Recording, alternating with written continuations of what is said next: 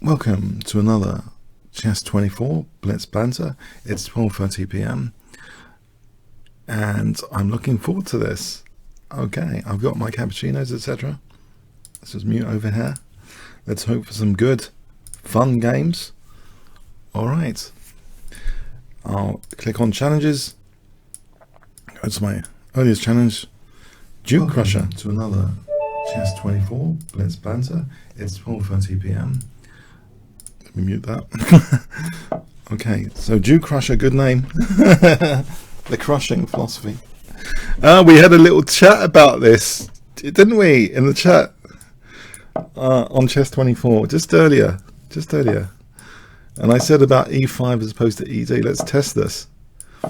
So my argument is the bishop is closed in if I play e5, and this is a line I looked at a little bit from the white perspective. I mean, of course you can try and exchange off the light square bishop. I might try and dissuade that with queen e2, or should I just leave it? Yeah, I think I'm going to dissuade that. If a5, I think b5 is weakened a little bit more. So I'm hoping to, without this bishop firing at f3 and g2, as I mentioned earlier, I'm thinking this is in a way it's safer, this line. So I mean, you can play a5 and bishop a6. Now the idea, I think, is knight b4. I'm going to stop knight b4s. So I'm hoping this is stable enough now that d4 is not dropping off immediately. Knight b4 stuff after cd has been stopped a bit. Now, is there a threat there? Or can I play b4? I'm wondering if there's a sack or something. Okay. I'll play b4. I'll risk it. So I'm hoping for a5, then b5 to close in the queen side. If c takes, a takes, I'm hoping there isn't a major piece sack. Okay, this gives me a kind of free hand over here, especially if... Okay, is a5? a5. Is the idea a5? Okay, I got a kind of free hand on the king side here.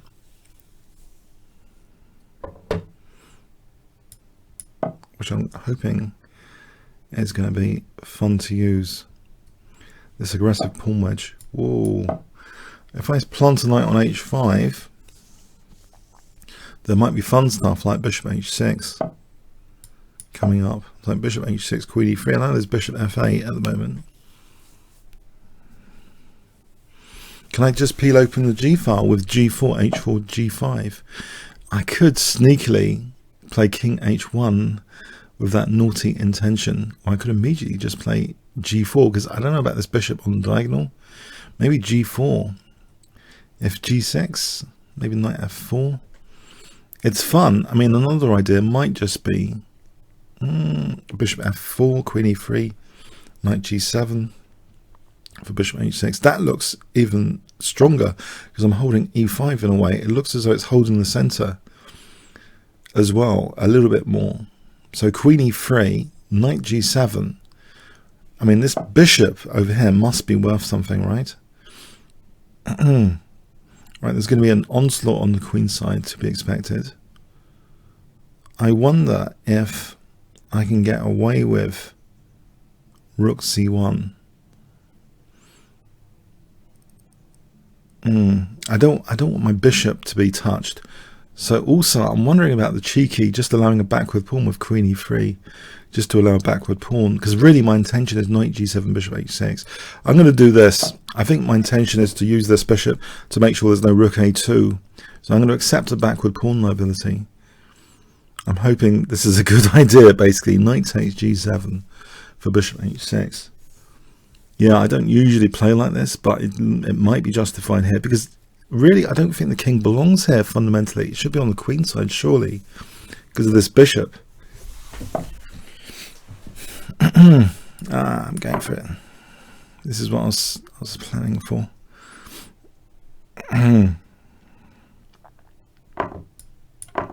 So queen g5 immediately looks good. It looks, I mean, this pawn wedge and this bishop, I cannot believe this is not dangerous. Very dangerous. I cannot believe it if it's not dangerous.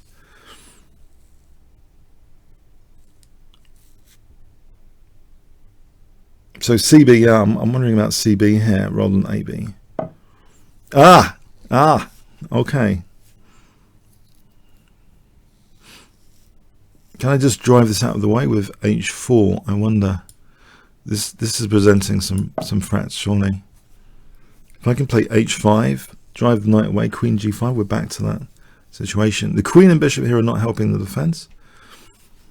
I guess there might be a counter sack on E5, which could try and liberate the Bishop, I guess. Possibly effective, possibly. I still fancy my chances with H5 here.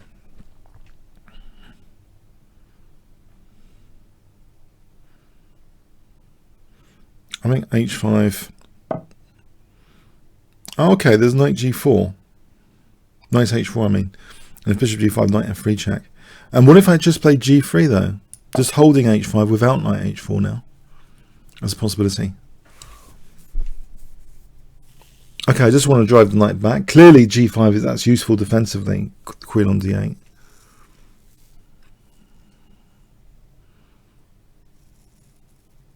I think I've got another attacking pawn here. I'm going to attack the queen first, I think, because now there's H5 winning a piece back. With that pin now, I think I've got H5. I wanted to avoid bishop takes H6. That would be not too clever. But here, I think I've got E takes and then H5. Thankfully.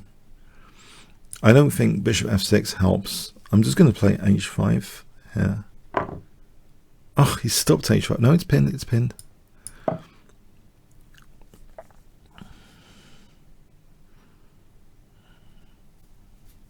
There's also knight E5. Okay, business here, I think. Attacking.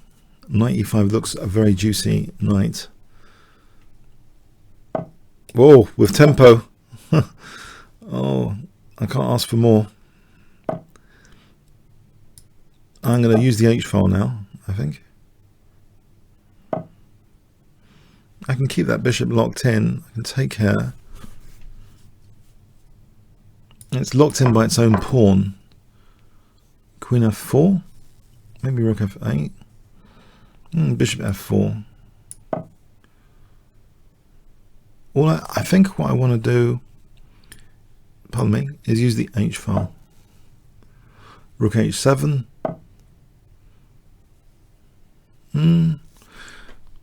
Rook H7 looks good.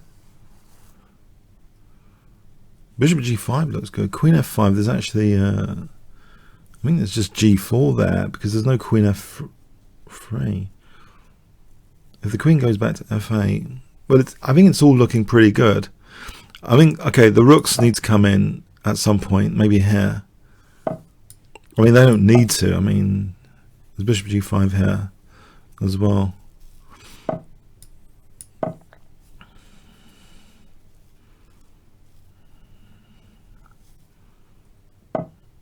I think I can just go from mate pretty soon.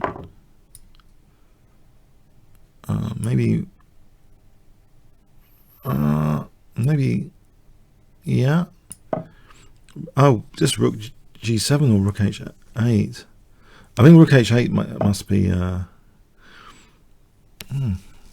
dangerous. Rook H8. If I get the queen, I get the queen, don't I?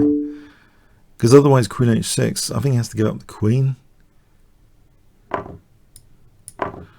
Now, I've got to be worried about this bishop, though, but I get time for a mate, I think, before the bishop is unleashed.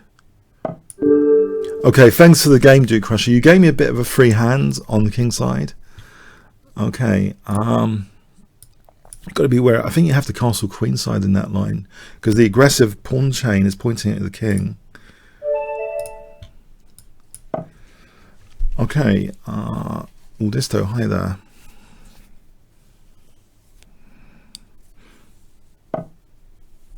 I'll play a Scotch game. I've had a little bit of success. I've had I think d4 here.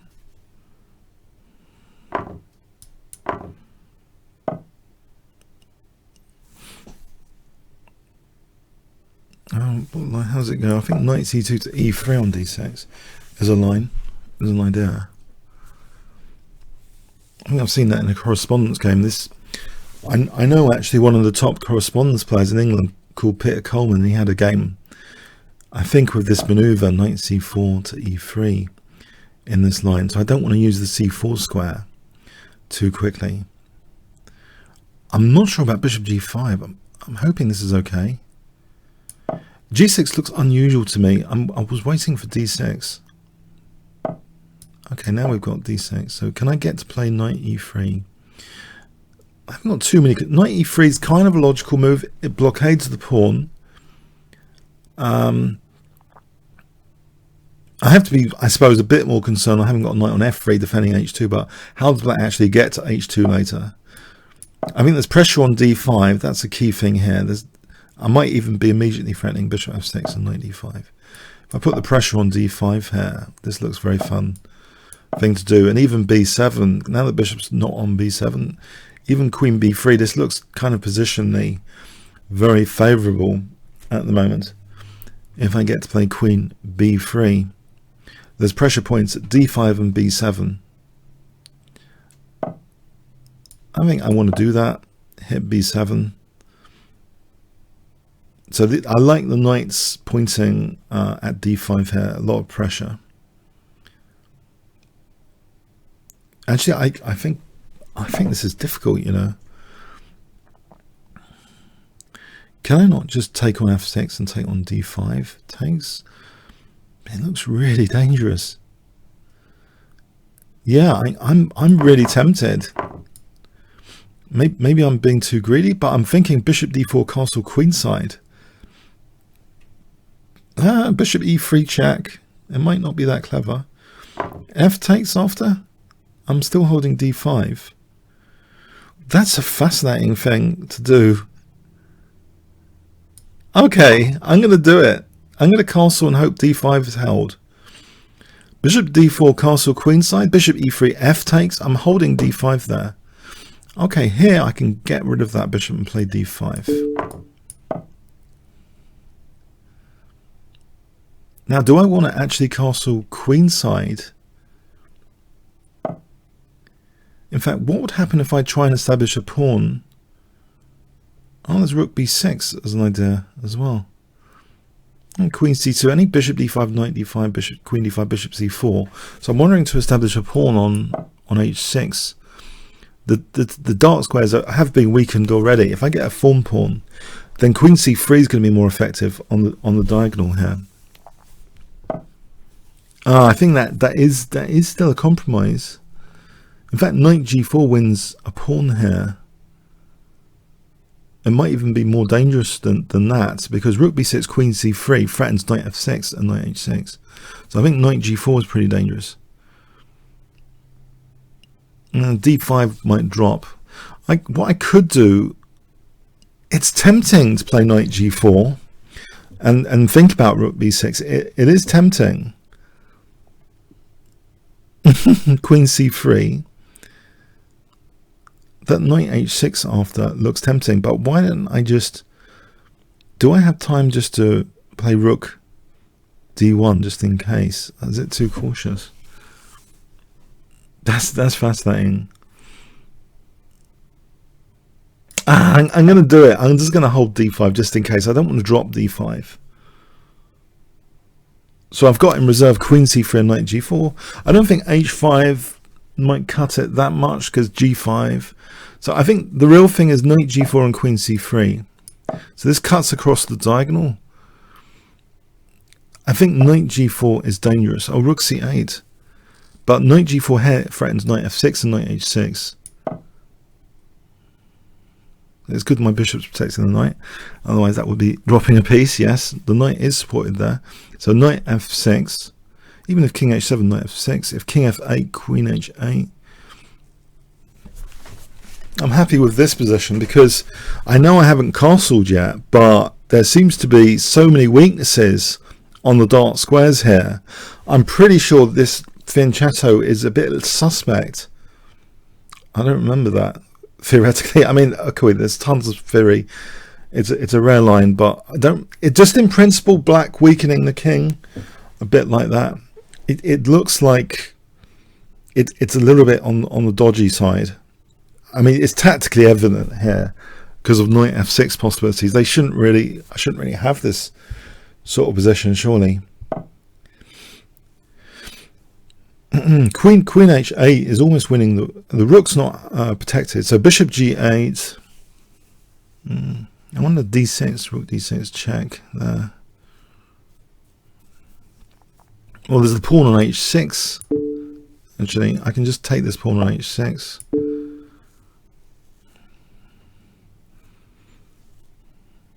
It looks as though black's very weak on the dark squares.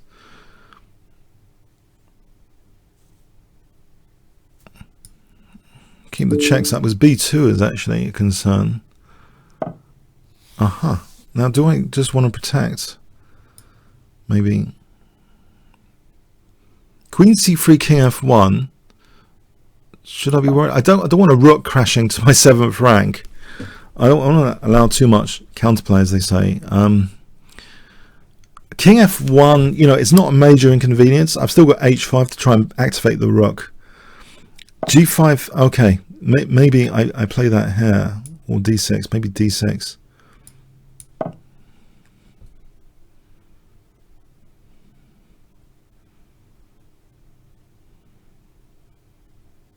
It's interesting because it cuts the e7 square, but my king in the center, I can't be complacent with the king in the center. Let's try and make it a bit safer.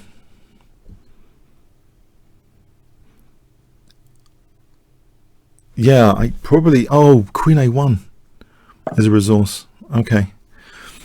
So maybe something like g3, there's always bishop d5. It's a bit tricky.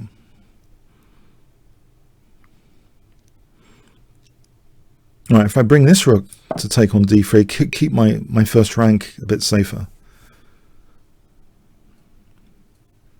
That would be ideal to sort of take with this one, actually. So there's no queen a1.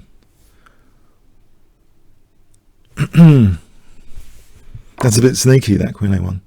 Oh, okay.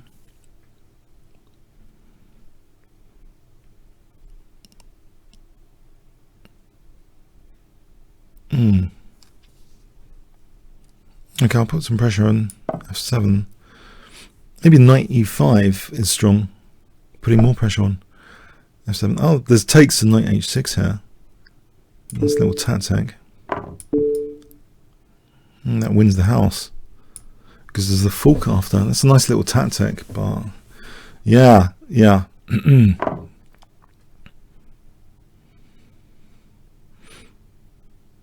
the darts. I mean, it was on a dart square, that fork. I mean, okay, thanks for this. That was a fun one. Thanks very much.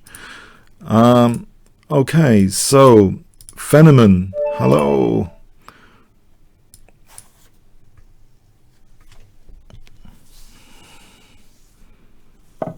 Okay, I'm playing this Nimzovich surprise thing, which I'm just annoyed when people play knight f3 basically, but other than that I'm happy because it's dart square provocation. It's the knight's tango, queen's knight's tango, sometimes referred to as the queen's knight's tango line because it's sort of tangoing. One of my favourite films is The Scent of a Woman, and he talks about the tango, the beauty of it as a dance, that the beauty of the tango is that you could make mistakes and all you do is tango on. A really good line. But the speech at the end gets me as one of my favourite all-time speeches by is it Al Pacino, right? I keep getting Al Pacino and De Niro, like, is it De Niro? Al Pacino. It's, does anyone know? Scent of a Woman. One of my favourite films, I get confused. Is it De Niro or Al Pacino? It's a great film anyway. So let's get back to this position. So I think that this is beautiful for me to play. I really enjoy this kind of position because I've got a free-ranging attacking bishop here, and just as Al Pacino, you know, the speech at the end really grips me. It's on YouTube anyway, if you want to just check out the speech at the end. But it's worth checking the film. But anyway, it talks about the tango, and yeah, I mean, okay, so this is pretty solid. Knight h7 for knight g5. Sometimes I wait for this to be taken to weaken f4. I don't want a castle yet because I think it's almost a really good attacking position if I didn't castle. So yeah, if I played h5 and just went for it with knight g4, because he hasn't waited for me to castle, and this rook could be dangerous there. So knight g4 on the cards.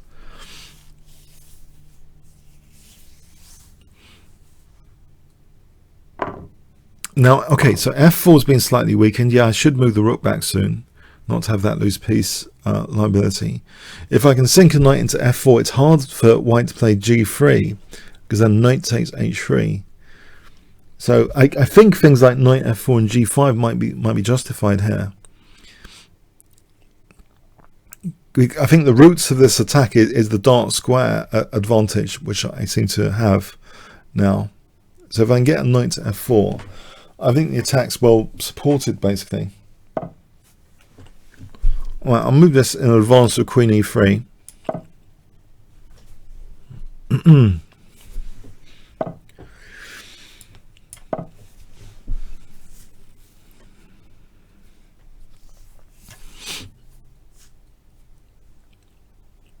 Okay, so I wonder about g5 and rook g8.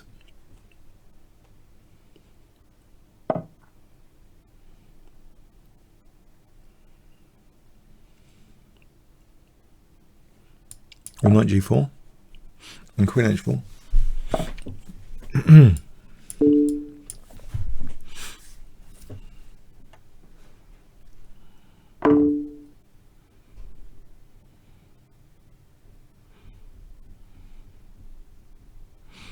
It looks, if I get my queen to h4, I think it's dangerous. It's very dangerous. So, I mean, imagine king g1, I take... Okay, I'm threatening queen h4. I think it's dangerous.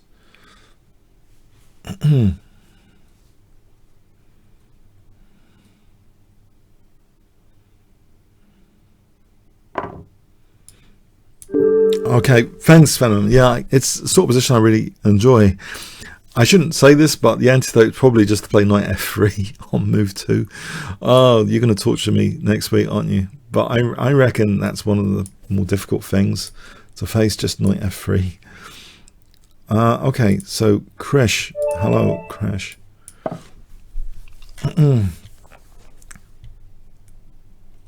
That's why I can't regard knight c6 for all time controls, because, you know, if that exists, that exists. Try King's Gambit. I'll be adventurous. I'll take a risk with the King's Gambit. All the rage in the Romantic era of chess. It's well worth, if you're a beginning chess or intermediate, to get a grip on all the Morphy games, because I think his attacks were really founded in central control, you know, fast piece development, mobility. They're well worth playing over games of Morphy from the Romantic era. But there were other ones like Anderson. They were great attacking players at the time. It just was really it's an opening which really generated super exciting games. You know, by modern standards, our games are a bit boring because unfortunately the King's game is unsound. But you know, but in the time, the magnificent games that they shared, playing the King's Gambit, and there were famous places like in Paris, Café de la Régence, where cultural centre points, where great players visited, and you had openings like the King's Gambit being played. If you want to check the evolution of chess style, I've got a big series. I'm talking more than 150 videos, all free, on my evolution of chess style series on the Kingscrusher channel. I've really enjoyed this, you know, analysing games from in context, you know, the history and the culture of the time. I think what really happened was players like Steinitz started proving, positional play, and was going to be a way of beating the attacking players, and I think just basically very good lines were discovered against the King's Gambit. That opening theory was evolving, and but in the time, it was what a great time they had, these guys. So I'm going to support the knight and hit the bishop. I mean, Steinitz is, in particular, a lot of repackaging is done on basic. Steinitz is regarded like one of the first positional players. The accumulation of small advantages, which is evident more in positions where the pawn structure plays an important role, where you can accumulate with the pawn structure as the kind of storage device. So you imagine, you got these games early in Steinitz's career, he was like a hacker like everyone else, but later he had the more closed positions, establishing things like little knight outposts, weaknesses, these longer term advantages based on pawn structure. And he also accumulated advantages like the bishop pair, and he found, it was less controversial to play in that way rather than like the attacking, romantic side. And he was beating all the attacking players with great consistency with this new method. Basically accumulation of advantage theory, I believe, started with Steinitz, the first official world chess champion. So, okay, Queen d3 is a move. I mean, here, I think I've got a nice center at the moment. I mean, you've always got to be wary in chess that what looks to be a strength can be a liability, though. Can it be undermined at the moment, this pawn center? Okay, there's knight e2 winning the exchange on queen g3, so I better be careful. I'm hoping there's no bishop g5 there. I think that's ruled out. I got to stand guard on e2 here. That looks a bit loosening. Maybe just h4. It's a bit loosening of that knight. If I just play h4, trying to undermine the roots of the knight. That's actually quite a very common strategy. You see an opponent's knight, and a plan could simply become just to undermine the roots of the knight. Yeah, the knights need to be like, okay, you've got to be careful with the knights. But okay, so bishop g3. He could protect the queen with knight e6. But what I'm wondering is, my rolling pawn center, as long as my queen's protected, there's no knight h3 check. But what I do wonder about this position is the rolling pawn center. So I think I'm going to go with bishop g3. So I imagine knight e6 and d5 with tempo takes. I welcome the queens coming off, I think, because my pawns seem to be the new trump card of the position. These pawns look kind of very, very good. The knight e4 to f6 looks good as well. Yeah, I think just knight f6 plan. I mean, that is often an advantage you get of the King's Gambit, just very good central control that you wouldn't really get in other openings. If black plays passively, you can just get good central control. Now this is kind of tricky.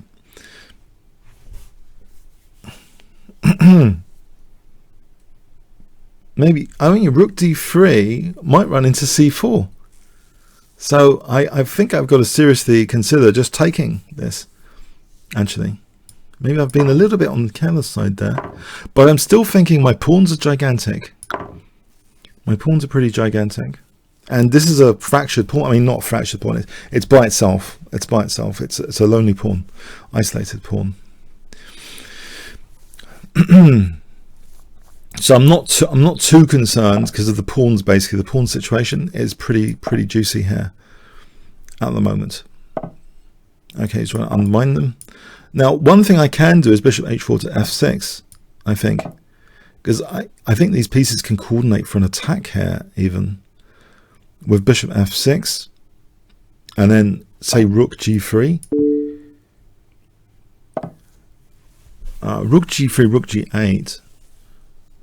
So, okay, what about just knight f4 for a moment? I think what I can try and do is combine the potential of an attack with these three guys, but also the pawn mobility here to somehow overload black. I mean, the bishop might be stopping the pawns, but is it stopping the king at the same time here?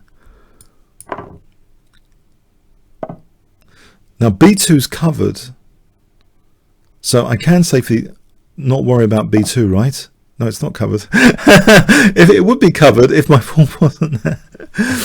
Okay, that was cover. Okay, rook e2. Do I mind the simplification? Mind you, there's bishop c4. Okay, I'll bishop d3. I mean, I still think the pawns are winning this position.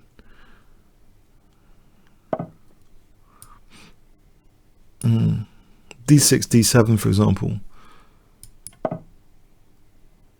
because he's neglecting the blockades with this. So I think d7 supported by the bishop, it looks just crushing.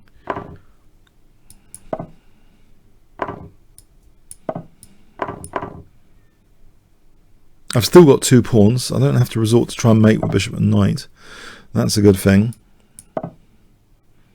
I can blockade both pawns here with that one bishop on c3. Okay, thanks for the game, Krish. Thanks for the game. Armando. Okay, hi Armando.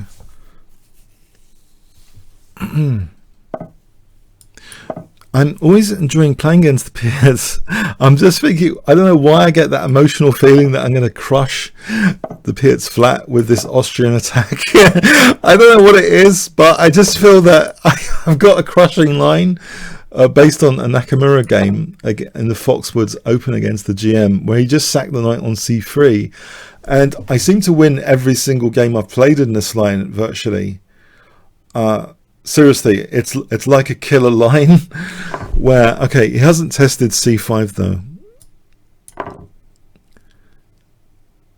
I mean, basically what I've done is drive the knight away from h7, and this h-file attack seems, you know, quite juicy. Nevertheless, do I want to exchange queens? Not really. And he could pin and stop h5. I'm going to sack the exchange with h5, bishop h5. I'll be happy to sack the exchange because this knight over here is not really helping the king. I'll be happy to sack the exchange if it comes to that. Or even a rook on h7 if it took rook, queen h5, you know, that sort of thing. Well, knight g5. I think it's just mega dangerous basically here for black. Mind you, bishop g4. It might not be. No, it might not be so clear.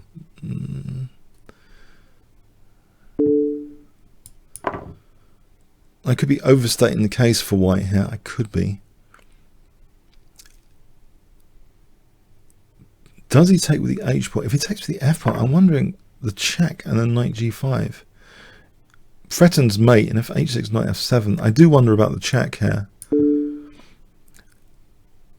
It feels in a way a bit strange to be using the light squares without the light square bishop, but it's the concrete details here that the bishop isn't parrying that diagonal.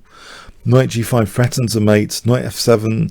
The concern is in that line, queen d3. Queen d3 after.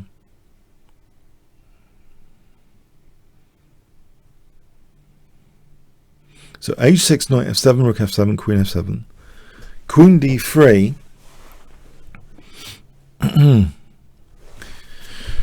Yeah, unless I can find something more incisive here. I mean, it's tempting to win the exchange, but it is for that centre pawn. But hold on, in that position, the back row is weak, isn't it? Queen e8 check is almost dangerous. There's king h7.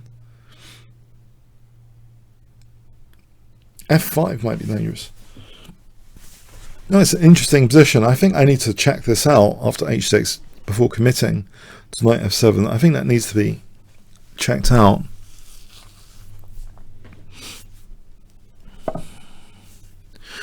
Let's check this out.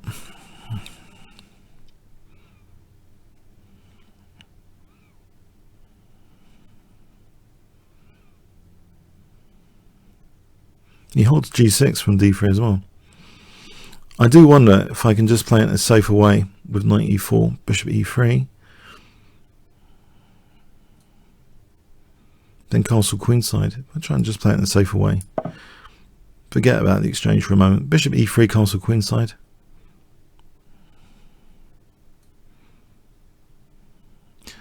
Because that would be protecting g6 from there.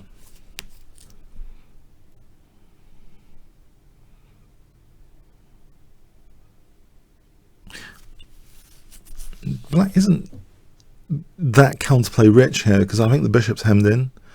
This bishop hasn't got that many things to attack at the moment. This bishop, this knight rather, is a bit misplaced. Okay, do I concern myself if the queens come off? I think positionally it's kind of a nice position. There won't even be c6 here because of bishop b6 if I played bishop e3. Now there is knight d5. Hitting e3 and f4. Maybe queen c3 then. Or maybe just taking in g3. And knight b4, dangerous, king e2, bishop g4, king e3, knight c2. There's potential for black to generate some play here, basically. Maybe bishop d2 is more cautious. Takes knight d5. I got time to protect then, and I'm stopping knight b4. So probably bishop d2 is cautious, just to keep things out and not give tempo gainers. So takes, knight d5, g3. I'm still shutting the bishop out. The other aspect of this position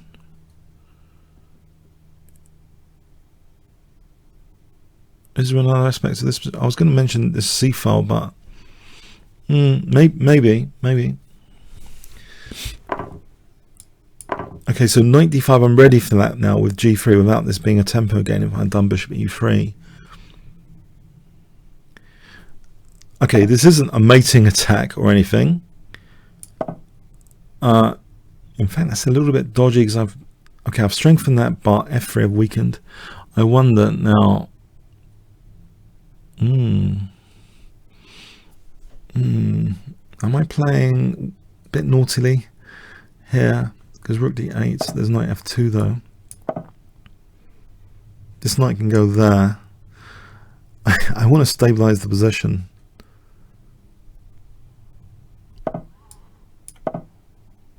Keep this bishop hemmed in.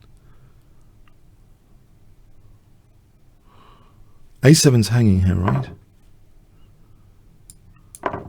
That keeps the knight out of d5. It has to do something about a7. The knight's a little bit more restricted. Probably bishop c3 coming up.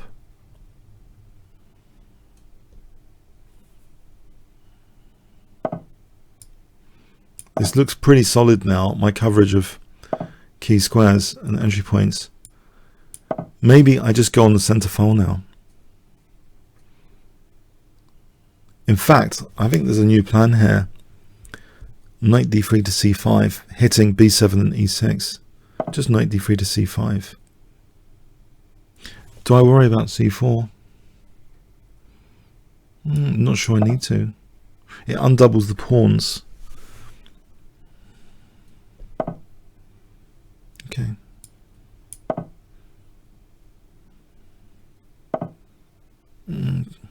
Okay. Double here.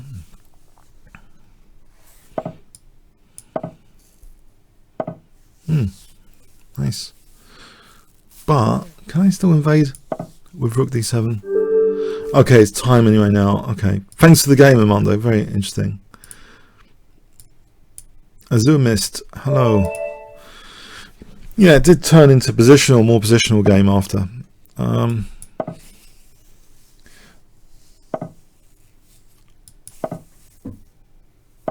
Okay. Have a knight off. With bishop e2, the classical variation.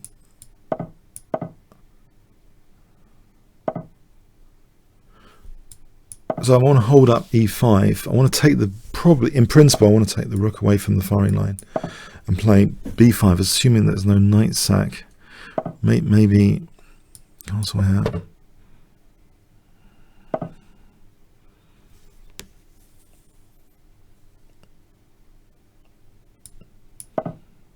Undermine e4.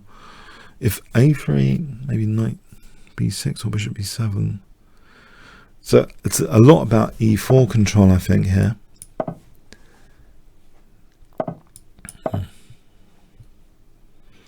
Nice pressure. The queen's stepping on the knight's toes here. They want. It would have been maybe sometimes good for. Okay, that the knight to come to g3, but okay. Here, the bishop f4 is a tactic for skewing. That's interesting. So can I play knight e5 and live to tell the tale? It's all a bit tactical there, actually. It might be safer to play knight e4. The problem I see is bishop f4, and if takes, maybe even pawn takes, and that pin looks like significant, because even if I did bishop d6, I think there might be some sort of sack for rook d6 to undermine e5. Maybe just a safer way of playing this could be just knight e4. Imagine the queen moves to f4 though.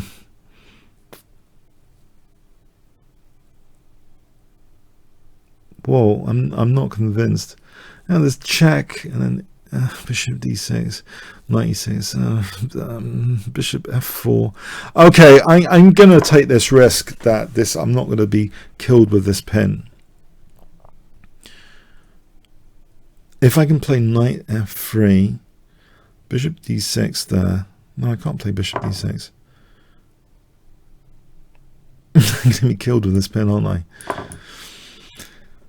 There's knight d7 to think about.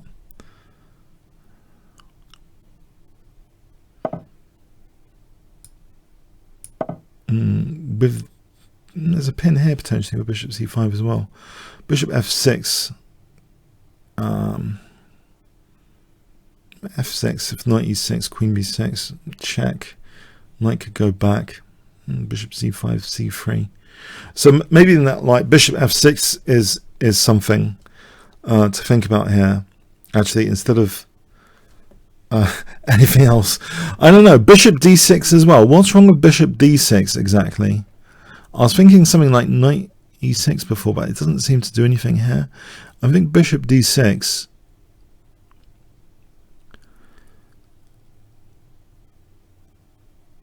So basically, I've got this center pawn. Am I going to suffer indigestion winning the center pawn?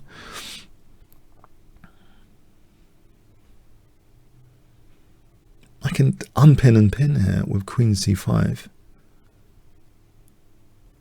That gives me knight g6 after.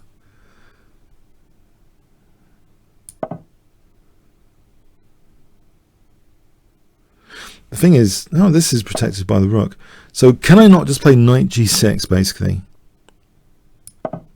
I'm not fearing knight e6s either because the rook's protecting the knight. On bishop e3, yeah, it's a little bit annoying. I wonder queen h5, knight f4. Maybe I can just take that. Queen h5.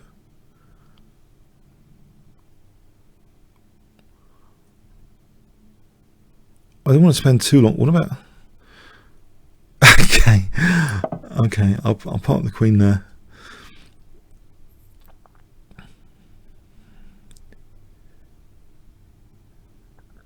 Just wondering, can the queen do damage? Is there any infiltration here? Knight f4. Okay, I've got to get this guy out, I think, of the firing line. But knight c6 after. There's knight e4 coming. Knight c6 is not a major problem at the moment because the rook is protecting. Alright, I'm looking at that rook over there as well. There's knight d5 on queen takes. Or there's knight e4. This looks dangerous because knight d5 or knight e4 look dangerous. Knight e4 looks dangerous. On the queen f3, I mean, he might be on the rook. Maybe I'll take that and take that. This looks to be winning an exchange.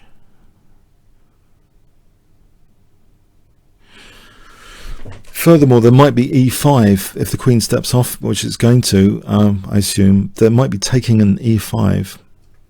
This could be just tactically all over. It seems to be about more keeping hold of material, this particular game.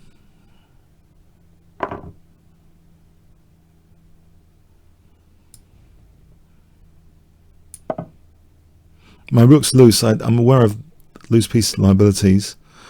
I don't like the rook to be loose. I can just take that because that rook would be loose though.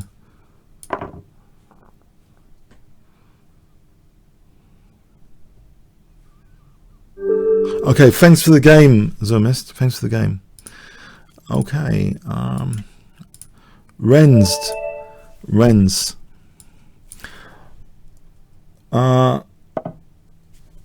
Okay, we'll play c5.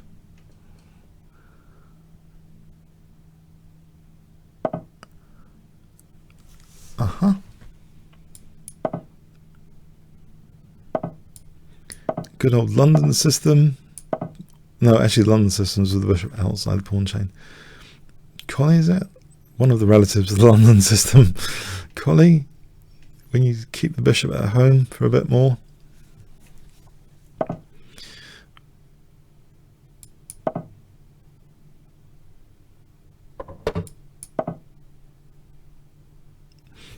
Bit passive. The other thing I find when I've played this in over the board games is sometimes black gets in e5 and looks totally equal. That's the problem I have with this as a system for white. It can be looking passive.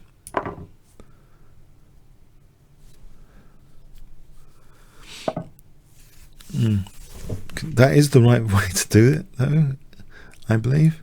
The other thing though, he has weakened f4. Yeah, e takes, knight takes. I'm on f4 there.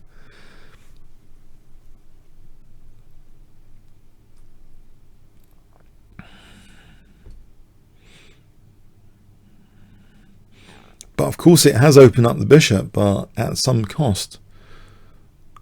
My pieces seem quite happy at the moment. I haven't got any bad piece. Knight f4 is on the cards. It's not all good news. Knight e4 maybe on the queen, queen b6. The other thing about that position though, if there's no bishop e3, I'm wondering about f5. I suppose taking and rook e8 is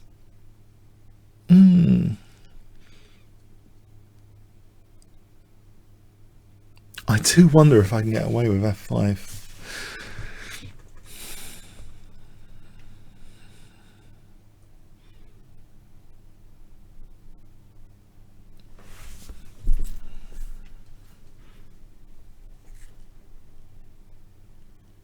It's also e4 possibility. I'm just looking at some stuff with bishop f5, queen goes back, takes, e4 or f5. The same move is probably rook e8, the same move.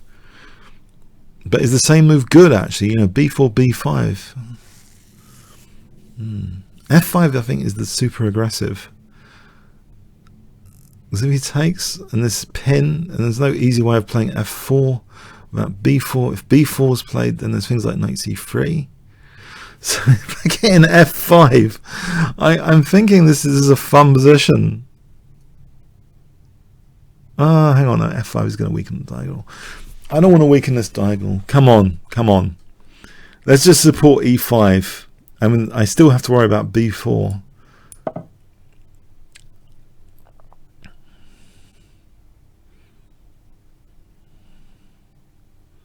I would like to connect the rooks so that knight f4 is again a possibility. At the moment it's not. Knight f4 takes and he's on my rook.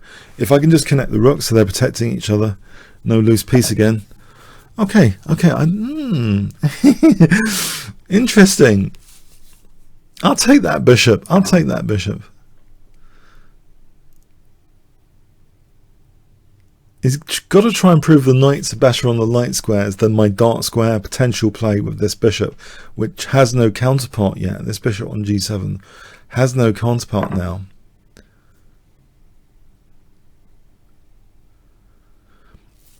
Yeah, okay. It's a knight coming to d5 is the sort of usual thing, torture method. But you know, it's got to get the queen off e3 if he wants that. Okay, so all right.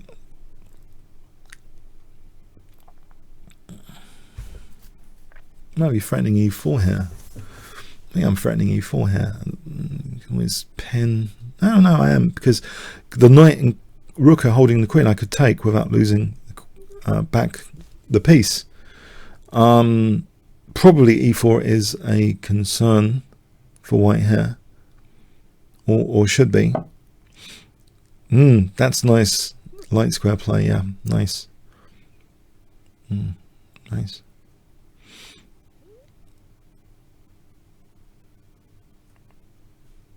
If I do this, I'm trying not to weaken my light squares. Oh, knight d6. This could get nasty quickly. Actually, this could get nasty. I know I've got the dark square bishop, but it's not a major cause of celebration in this particular position. I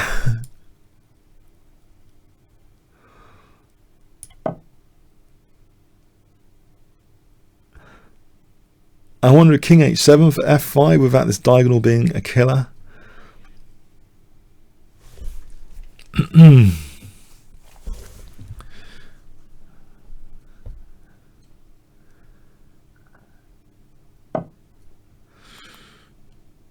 So knight c7, friend.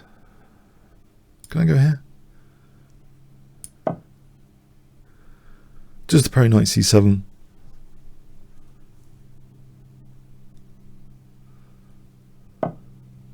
Okay, I'm going to ask for it. Give it to me on the light squares then. Crush me on the light squares. I've weakened the diagonal. I've weakened the diagonal. Come on then. Show me the tactics. If I can get away with this, I'll play, you know, maybe e4 here. e4.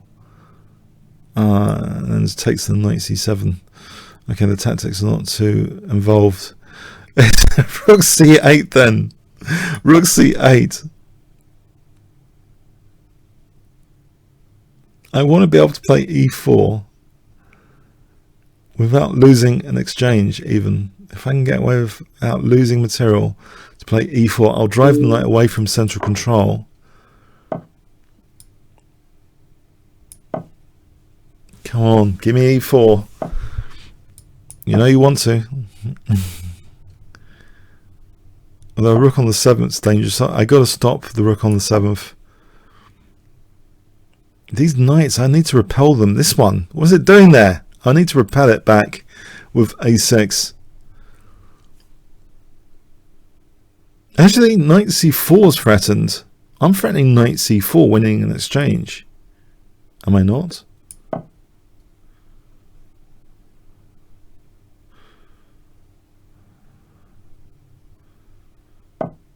Yes. Oh, he wins the exchange back. That's not all good news, is it? And so we have this position. Can I do this without losing instantly?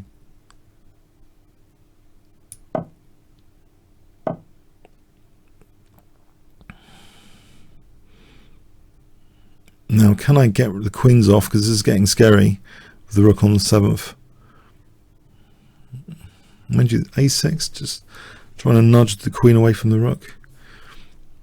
a6, have queen a4, b5. Alright, he's got queen d5. Hold my 7th.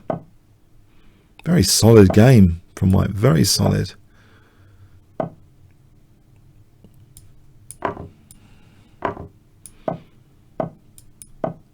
He's taking me to the distance, as in the Rocky films.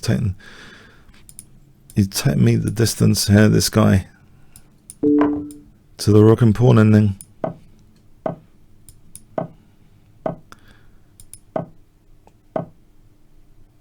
And now he's cracked. It was good while it lasted, this game. Thanks for the game. I could not get an advantage there. Very solid, this Collie system. Very solid. Okay, butterfly. Okay. Sting like a bee, float like a butterfly, as Muhammad Ali would say. I didn't mean to play that. I meant to play knight c6. Anyway, I've played e6. It's called the French defense, as I've heard. The French defense. Yes, it's been used by great exponents in the past, like Korchnoi, Ullman. Yes, it's not a bad opening.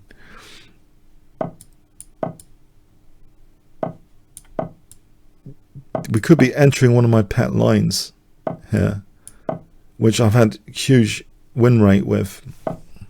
If he had played the knight a4 line, because there's a piece set line. Anyway, let's not get into that.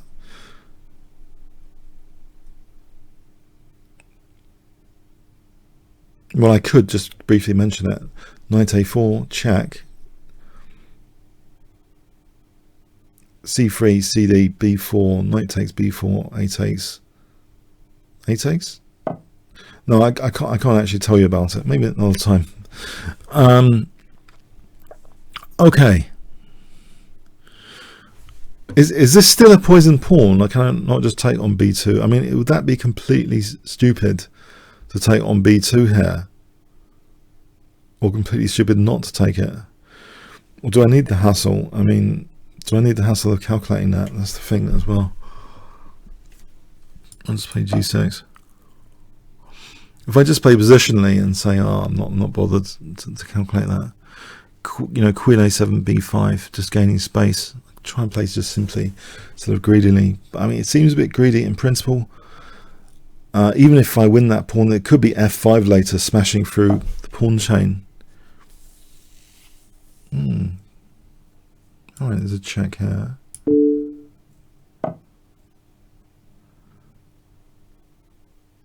Oh. Can I not do this here? That's interesting for b5. I'm not convinced about either side's play here. I'm not convinced about my side or my opponent here, because, yeah, the knight might just go there and get the d4 square. Probably I want to take that, probably. I think I want to take that. Probably b5, just to clamp down on c4. Maybe, you know, knight b6 to c4 and hope this bishop is good on the diagonal later.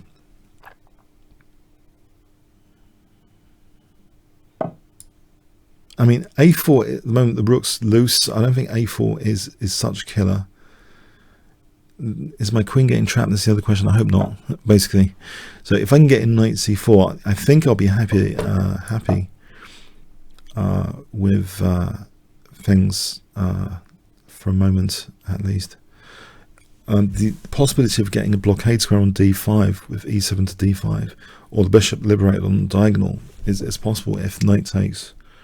Either of those possibilities is interesting positionally. So I'm on the bishop here as well. The immediate tactical concern is the bishop. Okay, so yeah, knight e7 to d5. It looks like a4. Can't be too complacent about a4. If I protect the rook with bishop b7 first, so a4, queen c7, or queen d8 even, just to be able to take with the queen actually to hold against rook a1.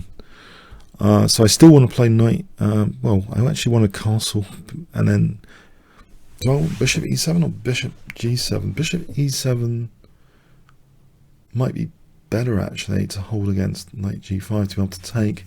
Bishop e7 might be, this is just against granite. Can I kick that back now, or is there knight e6 with queen g6? There might be knight e6. It's too dangerous looking. So maybe bishop e7. Just say, look, I'm going to take your knight safely with bishop takes and just castle. I don't want this knight e6, queen g6 business, which would happen on h6. So I want to do basically, I want to castle. I want to take this knight. I want to do knight e7 to d5. Now the question is the f file.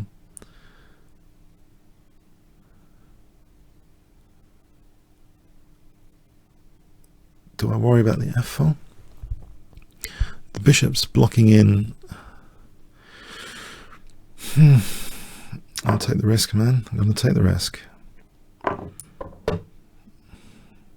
If I can get in knight e7, then there's queen d5. I'll be tying him down to g2 for crying out loud. Surely, positionally, there's a positional angle to this blockading knight. But there's also another positional angle with just the queen and bishop battery on g2. The queen might be okay there for a little bit. It's not easy to kick that queen that quickly. I can also stick a knight on f5. Would g4 ever be played if there's a battery here, bishop and queen here? So change of plan. You know, knight e7, queen d5, knight f5. What does white do there?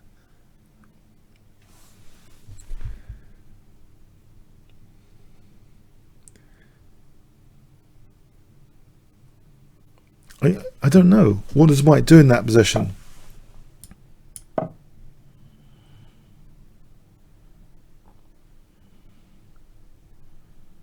I'm going to just play queen d5, knight f5. I think that's a dominating position. I'll play knight f5 here. And now queen d5. Rook h4. No, I got that covered. So here, I think it's defensive and attacking. But if I absolutely need it, there's always h5, g takes, king h7. If I absolutely need that sort of thing. Well, there's knight e3 here, queen e3, queen g... No, he's protecting that. Okay. All right. All right.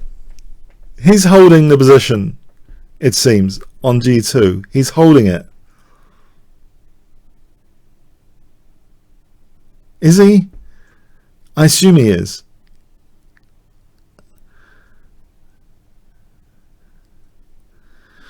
I'm going to play for b4 to crash through the center, maybe. Do I want to do that? Hold on a sec. Let's just do this. What is he doing in this pawn? What is he doing in this a file? Nothing. Can I just take that? Or is it time for h5 here? I don't want to be mated with rook f5, rook h4. The thing is, if any rook h7, there's queen g2 distracting the queen back. So do I really believe that? I'm not sure I believe that. I think I've got a defensive resource in the form of queen g2. If he's going to take care of rook h4, I'll wait for rook h7 and just bang, queen g2. Queen g2, bishop g2, king g2, king h7. I don't believe it. Go ahead, make my day, punk. Make my day. Play rook h7.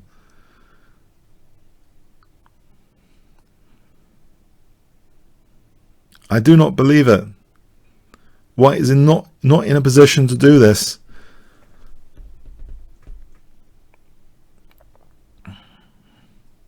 Meanwhile, I've got the passed pawn and the b file. I'm wondering to get the queens off now, just in case, or rook b1. Rook b1, the knight's not going anywhere. Naughty. I think I can safely do that. Here we go.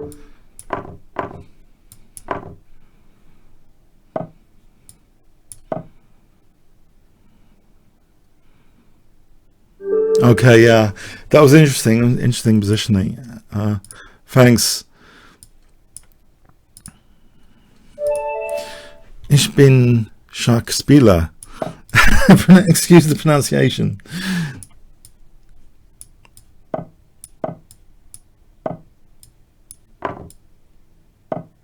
Let's do a trap. Like, it's naughty. Mind you, it's silly as well because queen takes d4. I'm sorry, mate. I'm sorry, mate. It's a stupid one as well, actually. Sorry. It's something I do from my bullet routinely. I don't mean to show any disrespect. It's just something in the multi-round bullets I do routinely to get a quick win sometimes. It is a very important trap to be aware of. But actually, you know, I'm playing it totally ridiculously here. Because there's just queen takes d4. If we just analyze this just briefly, this is wrong. It says eagle, but just queen takes d4.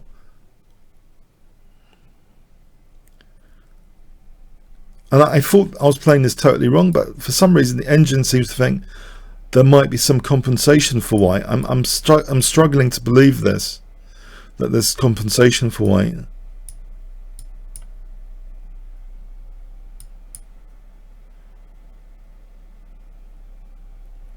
Is there? No, I think black's better. The best move is just queen takes d4. It's a stupid move I've just played and unjustly rewarded. Sorry, it's just a bad habit from too much bullet chess. Sorry, yeah, it's. But the other idea is, I think you just play queen takes d4. That was just queen takes d4.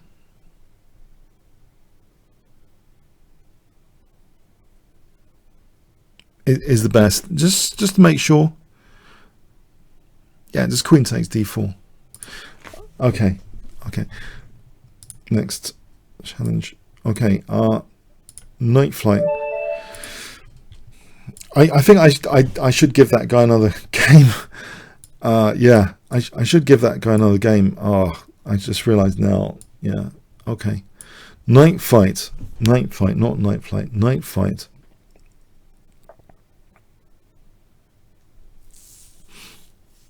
Yeah, it's something I need to delete from my anything but bullet repertoire. Yeah, I started realizing again sometimes, why am I losing this pawn? No, even in bullet I was realizing that, and I was thinking I should delete it really from my habits, bad habits. Is knight flight is he around?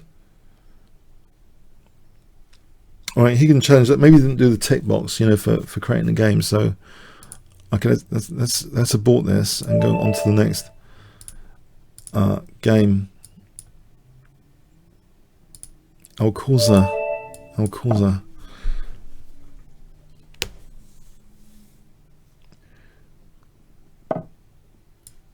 Thanks, Smith, Mora.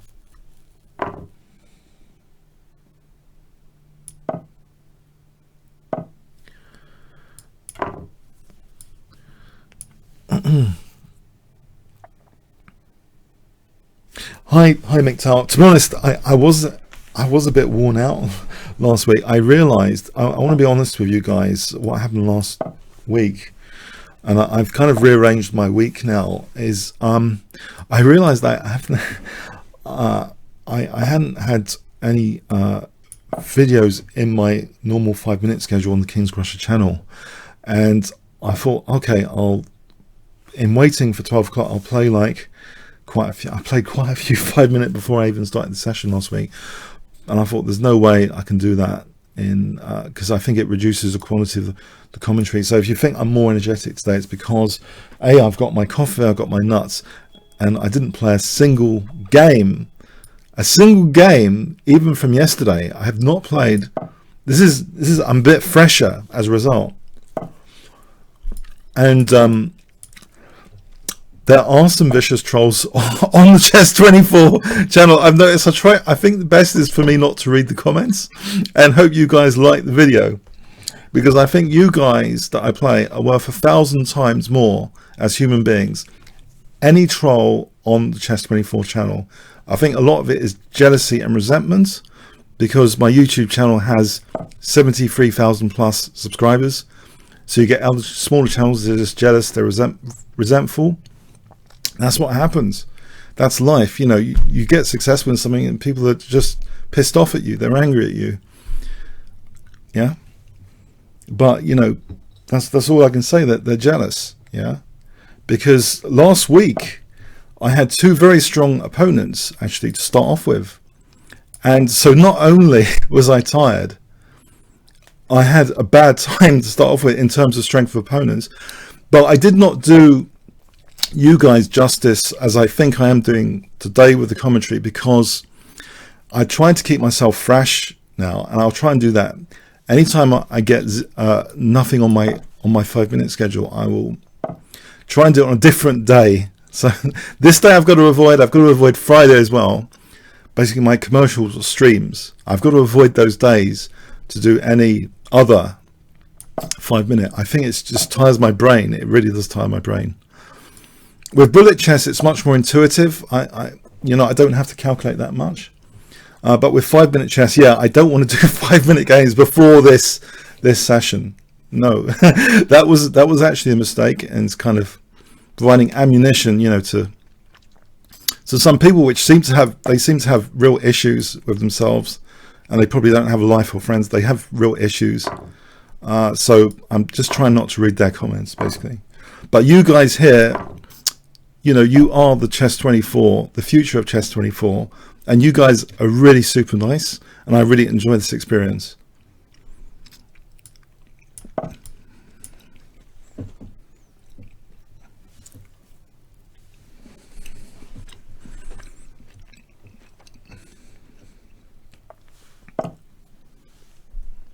I just wanted to lay out on the line how it was last week, though. I think knight takes c4 wins a piece, because I'm on bishop takes g5. So basically, I'm going to try and be fresh for these Sunday sessions. I don't want to give anyone an excuse to say I played terribly or whatever, but it happens. If I'm tired, I start deteriorating. I really do. My calculations just go to pot. My commentary also goes to pot. So it doesn't work out for me, and I want to do a good product. This is going to my channel as well as the Chess 24 channel. I'm not just doing it for Chess 24. I'm doing it for my channel. I want good games out of it. Yeah. So don't just think I'm doing this for Chess 24. It's going on the Kingscrusher channel. Hi, Kremnik student.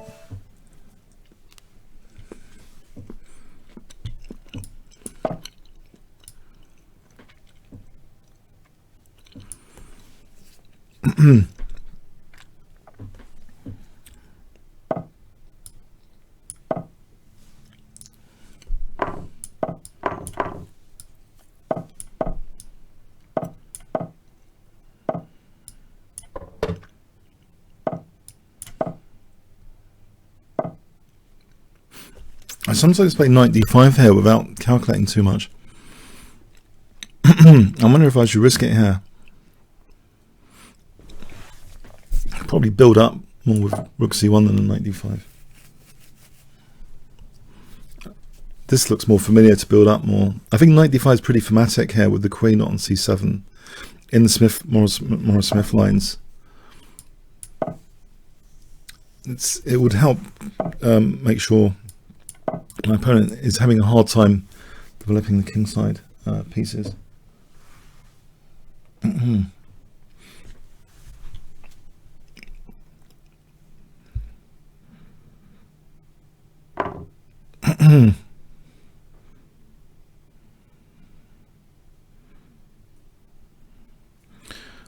Now it's an intuitive sack.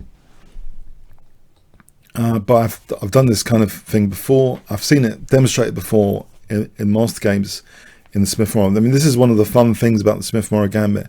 This slight lead in development, you can sometimes tap into it with such a piece sack. Sometimes it doesn't work. But in blitz chess, I think it's a lot more dangerous as well to try and find an accurate defense here to the brewing sort of pressure. That hole on e6 is already making me wonder if I've got almost enough compensation.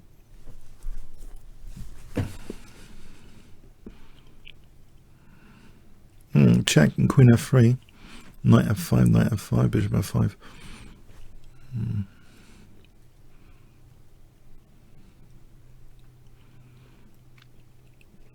I'm just wondering about this position with king g8. Is that really safe for black? Is it? Knight takes, pawn takes, king g8, queen h5, g6. This looks a little bit on the dodgy side to me. To have this knight on the... Actually, I could have just spelled knight takes d8 check. Oh. I just missed knight takes d8 check. I know. I just missed knight takes d8 check. Okay, yeah, I was thinking about the threats. Sometimes I think about the threats and I don't think about what I'm threatening. Yeah, that happens a bit, yeah. Even so, this position still seems strong. It still seems strong. I'll have bishop d6.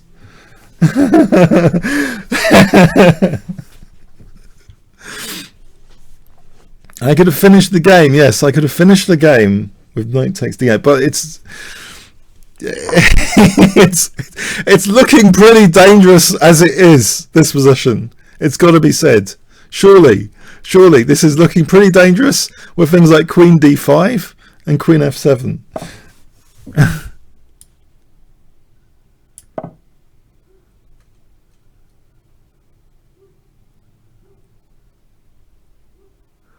I would say I've got a tiny bit of compensation for the piece.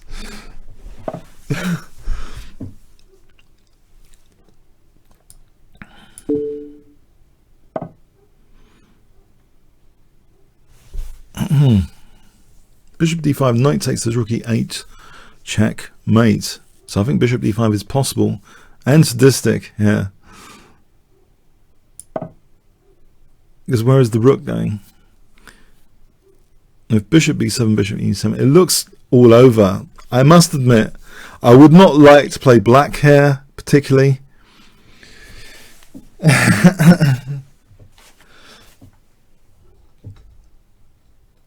Yeah, I do get that a lot on YouTube recently, saying, why didn't I do this? Why didn't I do this?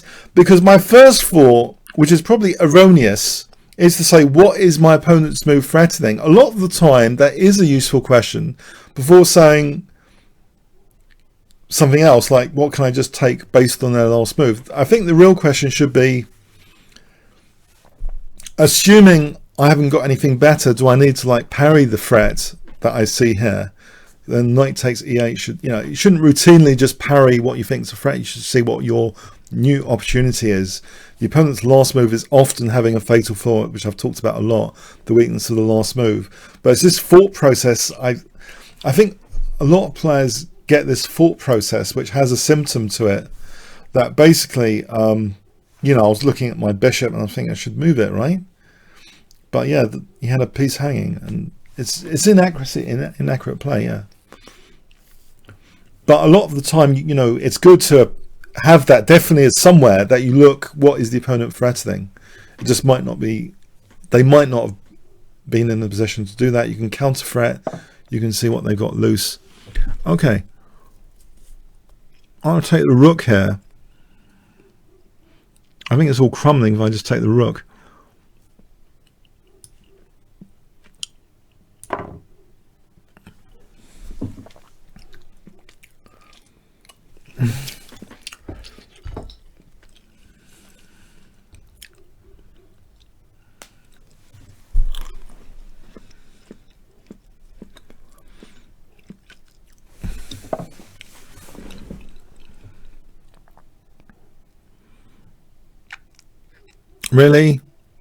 Really? Is this really happening? Is this defense really on the cards?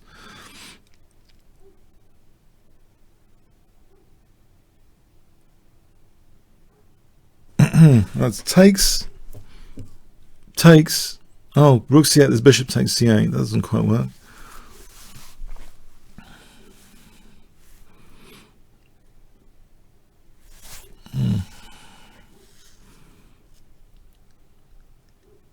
If I don't do anything, it's going to take that. And what if... Okay, what if I just did this? It's a sort of check move. I've been starting to regard these as sort of check moves, even though it's not a check technically, but it's kind of, in the line of fire of the opponent's king. In the line of fire. Another good film, I think. So yeah, this sort of move is like a check. And it's useful here because now there is a legal thing about it with bishop f8 pinning the queen.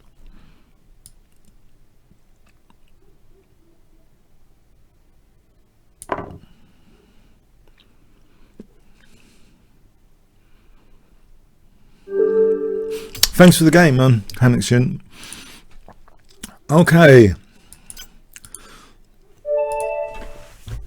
Max. Nice rating, Max. Oh,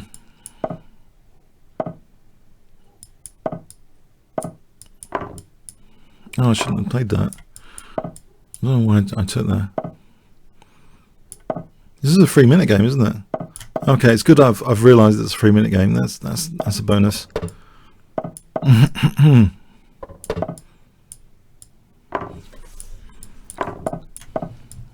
Try and use the G file.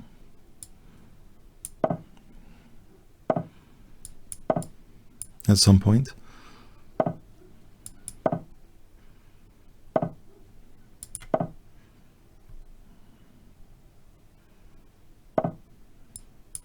Stop 95.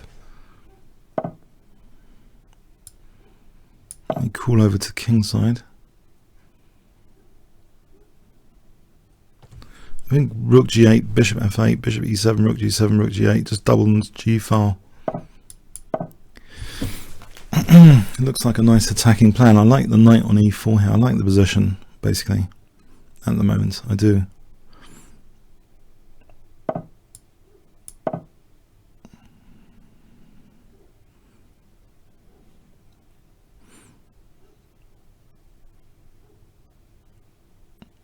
Dog barking outside.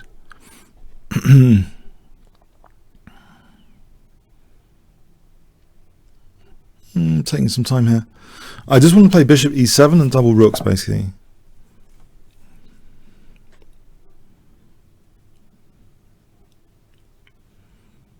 Threaten mate. That does anything. Knight g5 might be more better. If he's going to take it, then I'll have bishop d6. If he parries this, bishop e7 maybe. Okay, bishop d6 coming up.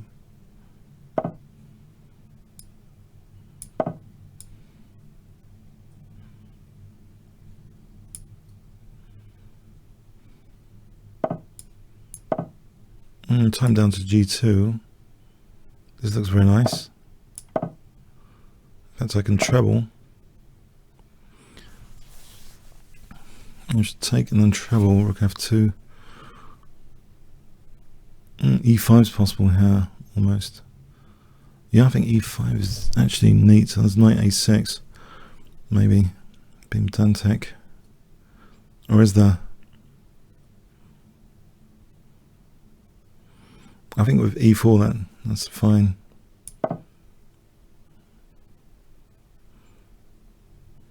I think I'll just ignore it and just play e4. If he takes here, I think it's dangerous for e4, this position. It looks extremely dangerous. We're talking protected pass pawn, no use of f3. I can just treble on the g file with queen g7. Any rook f2, there's probably e3 as the disruptive move to disrupt the g2 defense. Oh, there's knight e4. Have I just gone into knight e4? No, I still take with the d pawn. This pin is not major. I think this is crushing, actually. This looks really, really crushing. I'm just gonna take and knight e5 if he's not careful.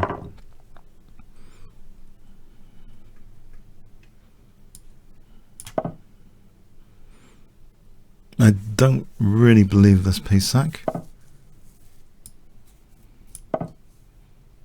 I'm on g2. Is there knight e6? There's bishop g3 here. Okay, so what can I do with this? Let's check. Or bishop h4. Let me just a knight move for the moment.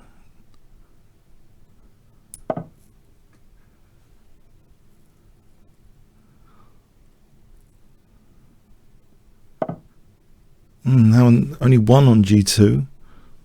So if I move the bishop,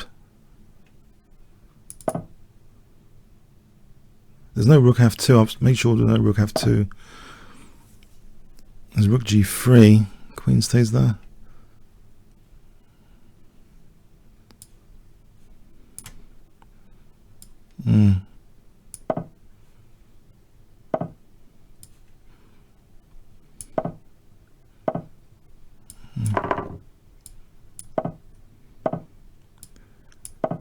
Knight h3 coming up.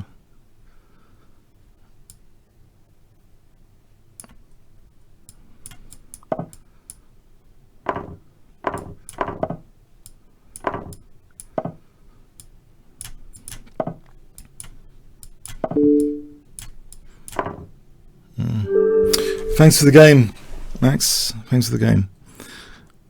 Okay, yeah, that was interesting. I've had that in an over the board game once. I played like white and black just played bishop f5 and got knight on e4 and g file. I thought it was horrific, so I thought I'd play it myself with black to experience the fun of that. But yeah, I have, since that painful over the board game with white, been using it with great fun with black against unsuspecting opponents. So it all starts with bishop f5. You accept double pawns, but you get that g file. You get a clamp on the e4 square. I mean, it's pretty nice sometimes to have. Okay, so is Samet ready? Is Samet ready?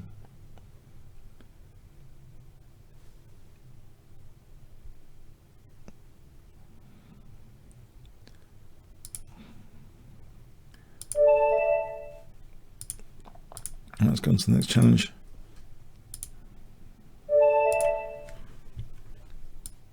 Okay.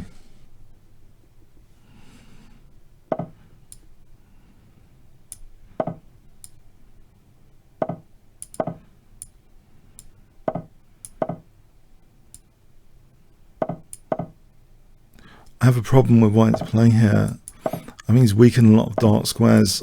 I think I'm already pretty comfortable. So I might even just go for a direct attack.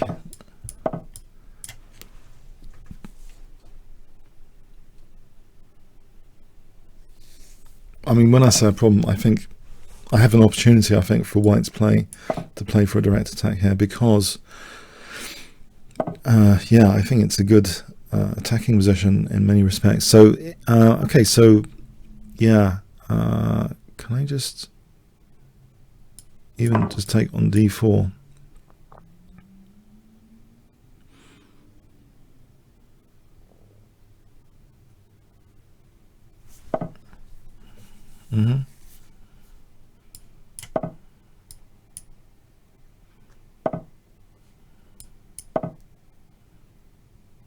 Knight takes, I've got queen f2, right?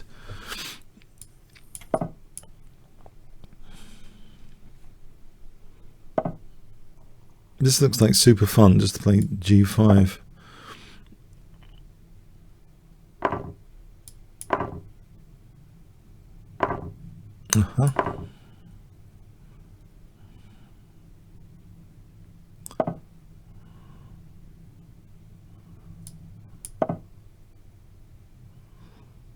Simple, but maybe effective.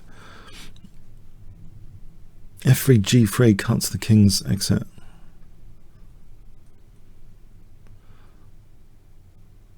There is a bonus I've just realized, just consciously just now. If I play like this, I can get through more challenges quickly, can't I? If I can checkmate you guys quickly, I can get on to the next challenge, giving you more of a chance, more and more of you a chance to play me.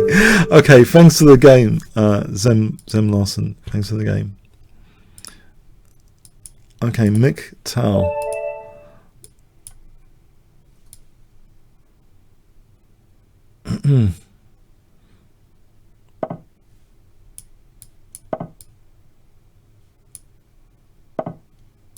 This is dark square provocation tango.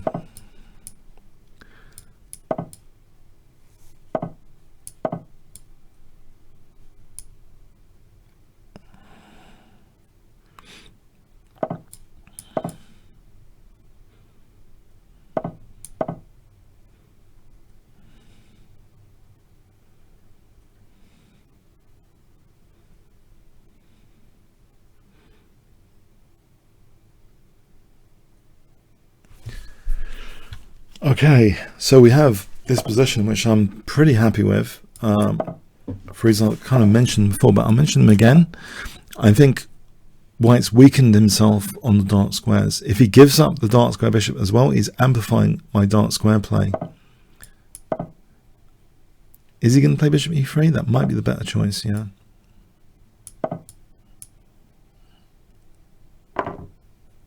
I'll put this back, not to be hanging. Queen e3 could be played when I'm doing some crazy other move and dropping the rook. So I think I'll move this back as a form of prophylaxis, not to have loose pieces. When I say as a form of prophylaxis, if you don't have loose pieces, it's less likely for disasters to happen. So as a kind of prophylaxis,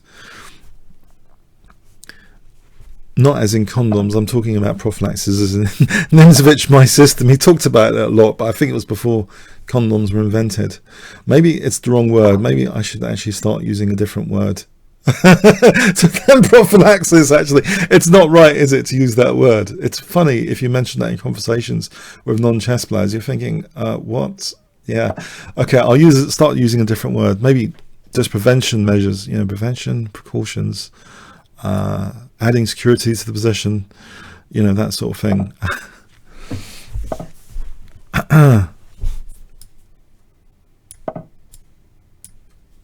Prevention measures. If you don't have loose pieces, it's like a prevention measure. So you don't have to be like this tactical genius calculating all the time to make sure you're not going to be losing material if fundamentally you don't have loose pieces. I think that's the point. It's a major point for beginning intermediate players, this idea that you try and avoid having loose pieces. So okay, so knight f4 check would be winning the knight.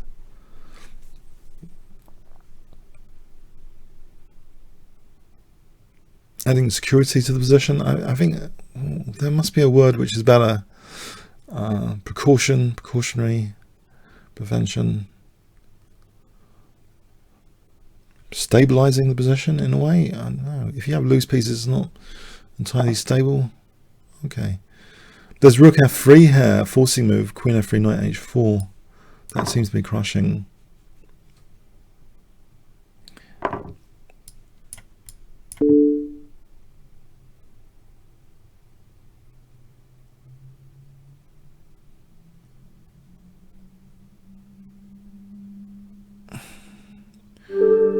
Thanks, Victal. Yeah, thanks.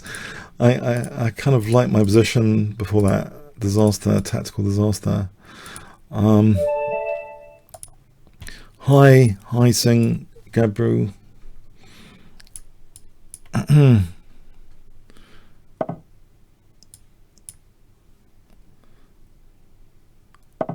Okay, so Scotch game with black. This is a popular line where you don't do the recapture, but you play queen f6. It's kind of booked, I think, a line.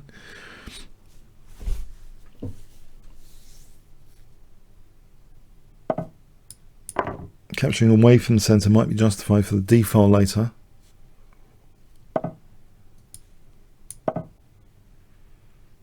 Maybe even castling queenside.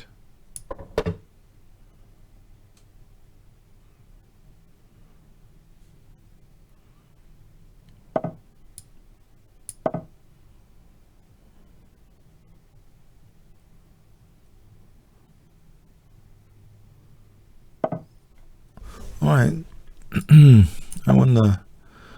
Knight g6 to h4. Any c3 weakens d3 here, right? Bishop f2 is not quite working, is it? Bishop e5, there might be f4. Does that really work? It's possible. Bishop e5, e5. I mean, bishop e5, f4, and bishop e6, e5. Bishop b6 in the hand.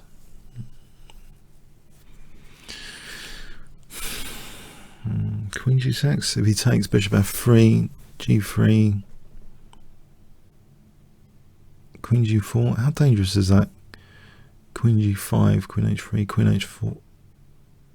Is that really on the cards? that position with queen g6. It's not, is it? There's e5 at minimum. I think safer is just to do this. Although it's nice to have that pin. I think the problem with I've been playing chess for 5. You want to ask during a game? Isn't it better to ask after the game? 5 to 7 years solving a lot of puzzles every day. Still ratings. Okay. Maybe that's an involved discussion here. Not to be had during a game.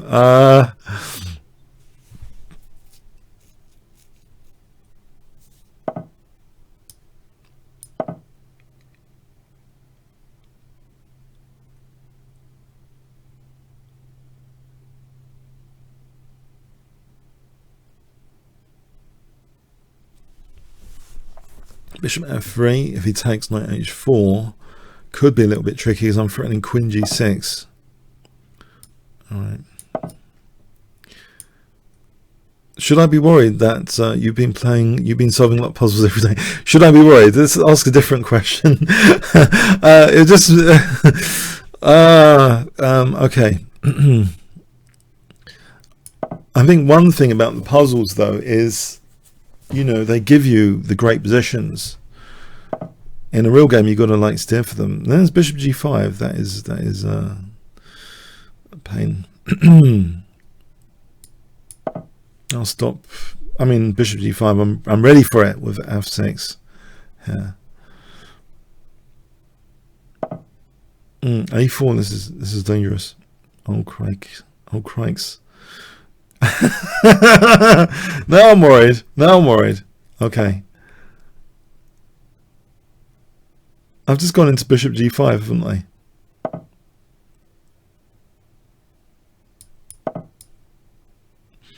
Maybe this is okay. Or maybe not.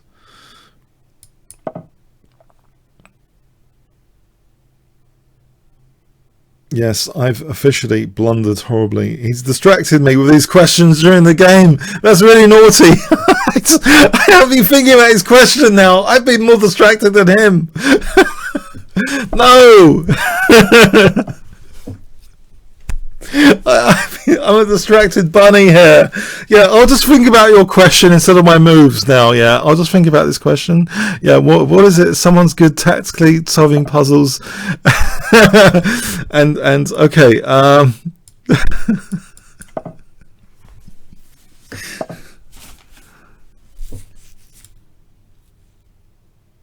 Oh, cripes.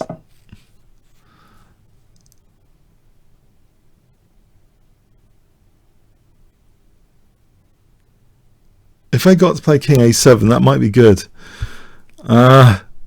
This is my position is precarious. Is I don't want a queen a6 happening anytime soon. So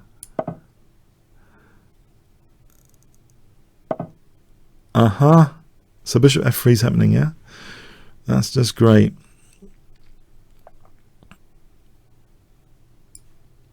I'll play for bishop b7.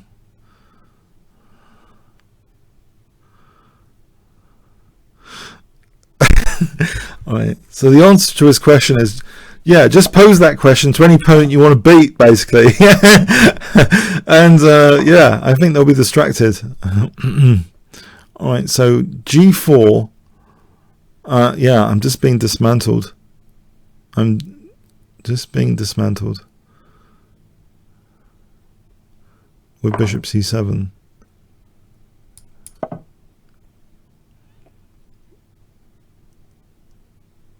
I'm going to do a desperate bid for an attack with h3, form pawn.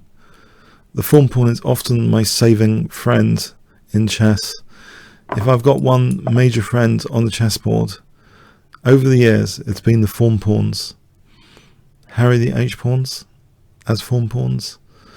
Harry, relying on Harry to try and pull off a swindle here. So g3, queen f3 would be mating.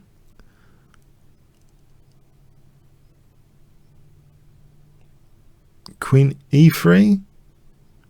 Hang on. C5. This is dangerous anyway. I think this has gone past dangerous now. This is more than dangerous because I've got c5.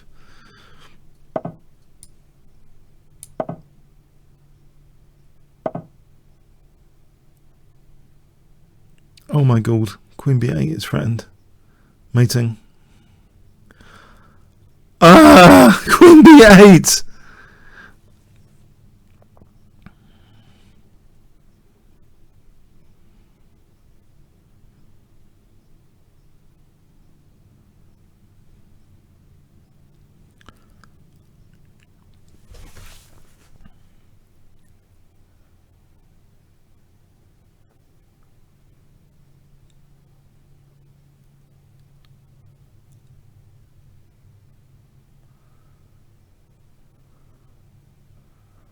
I thought I had a dangerous position, and now I think I'm dead.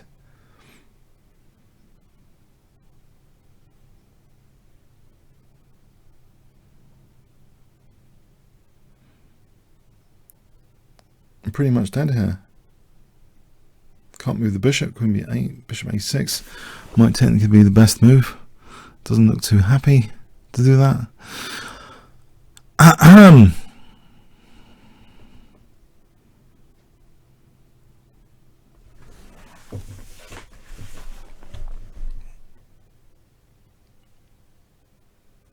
It's dead.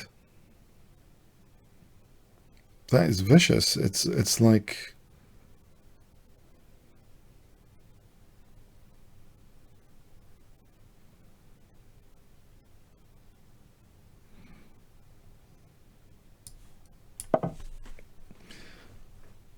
yeah.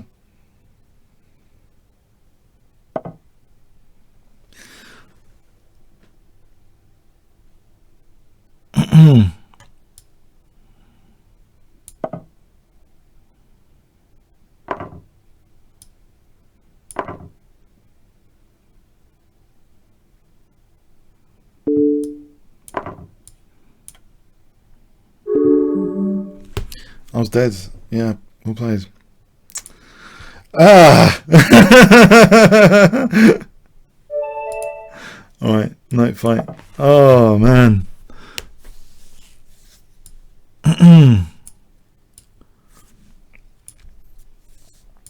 Now, note to self: don't try and ask. Don't try and think about questions posed by the opponent during the game.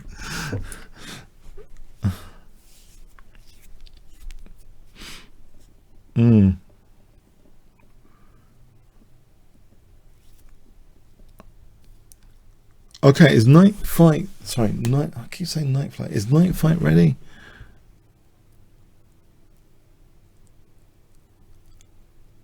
I really thought I was going to get back in that game. Oh, no, he's ready. Okay.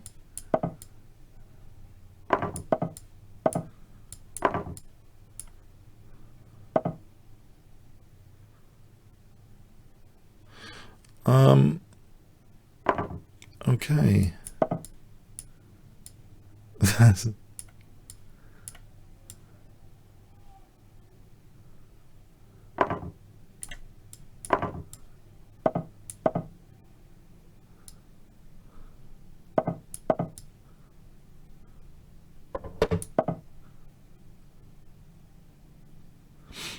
okay.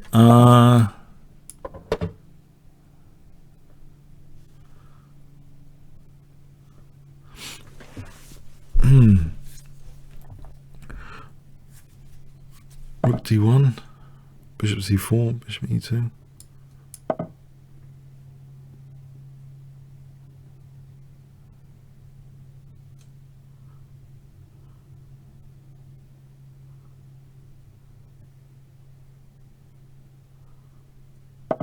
All right. Okay.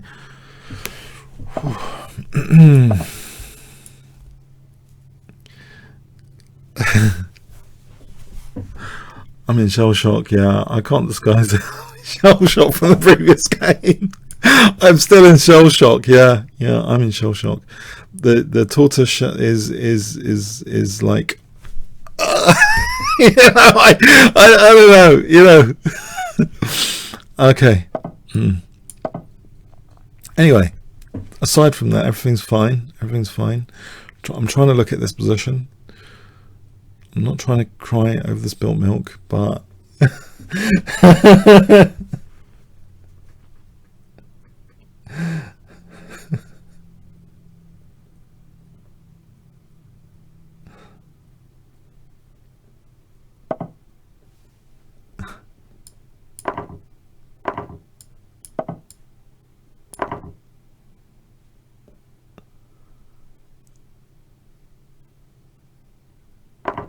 alright, so knight f5 is possible here.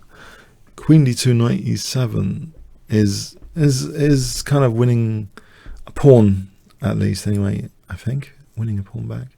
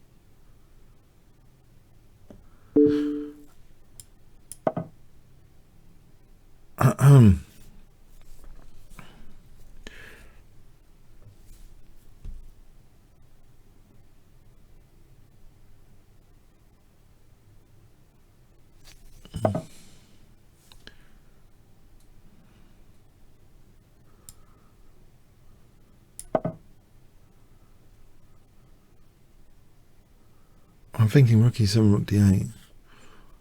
And bishop f8, actually bishop h6. And what else am I thinking here? I'm attacking the knight.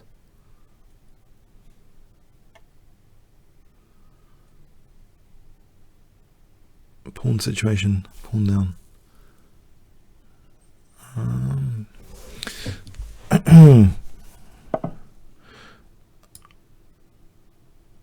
Am I doing anything with that knight? I'm not really doing anything with that knight.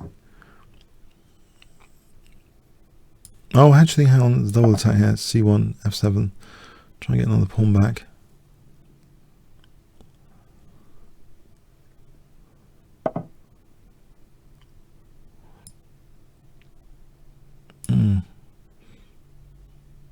I think rook b3 might be interesting.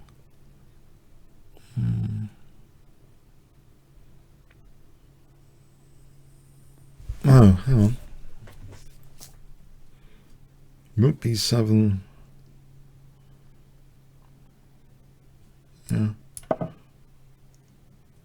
If rook e2, rook b8. Yeah. Okay.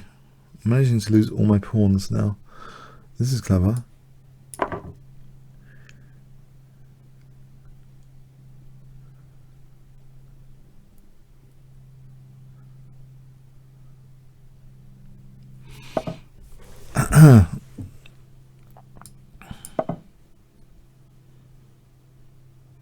I'm wondering about any little trick of rook g7, bishop e5 coming up. Okay, bishop g3, rook f7 for at some point. There's always rook e2. No, there isn't. There isn't. Rook c8 check.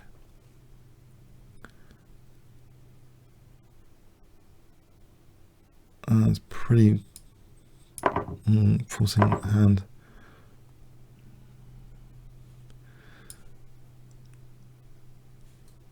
I'm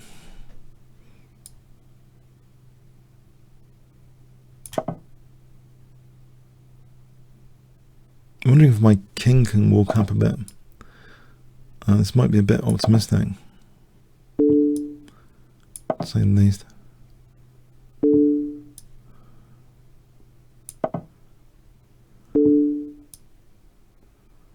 Here we go. If I get king c6 in, oh.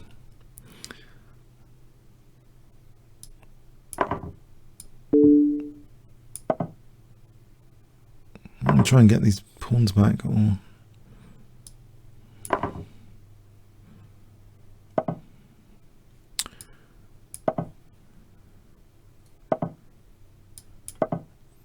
have to try and draw this.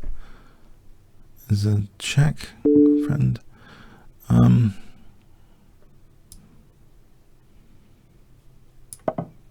Maybe take on here.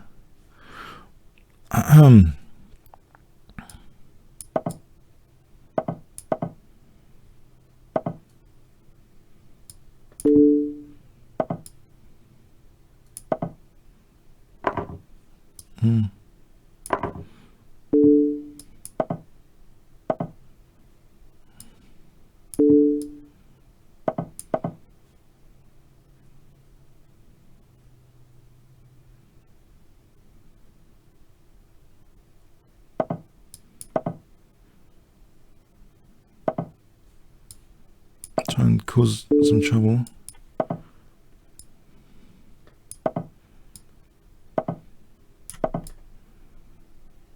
Ten seconds. And rook g5. Try and secure a draw. Ooh, lucky escape for me. Yeah, that's okay. Lucky escape for me. Okay, one more challenge, and I think it's been like 2 hours, and I think I'm deteriorated. It's 12:30 and it's like 2:30 now. I think that's 2 hours, and I think I'm showing signs of major deterioration. No, you guys are playing, but I don't know. I gotta go. Yeah, it should be for 1.5 hours, and I've extended it here. But yeah, I think my play, I don't know. I don't trust myself. I think I need to lie down. Okay. It's been fun.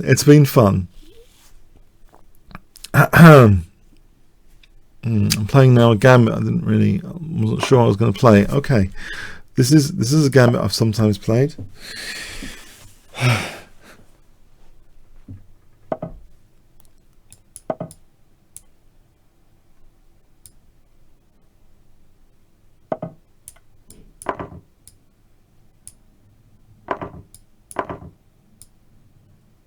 We're in familiar territory now. I think I'm in familiar territory. Oh, it's a non-premium. Great. I've just played a non-premium. I shouldn't be doing this. It's only a 3-minute game. Okay. I just realized. Sorry. It's my mistake. I think I really, yeah, I'm making other mistakes now.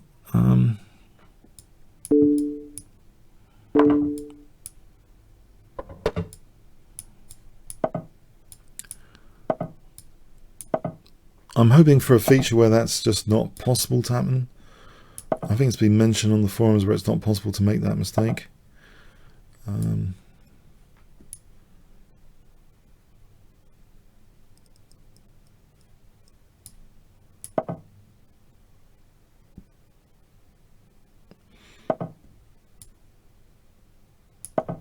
It's rook e3 as well. Knight e3.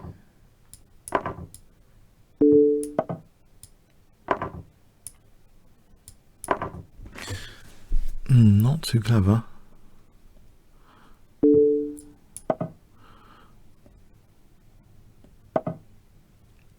Yeah, there's if you find the relevant thread, there's a suggestion for not being able to sort of decline from non-premium, which might be a great feature anyway, generally to have.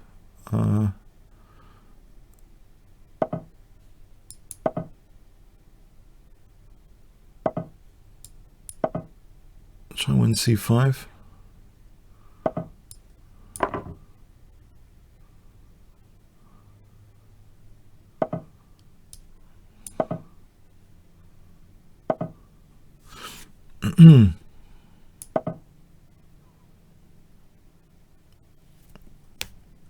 Anyway, I think this is the last game. I hope you've enjoyed this week, and basically yeah, let's try and hold this position if I can.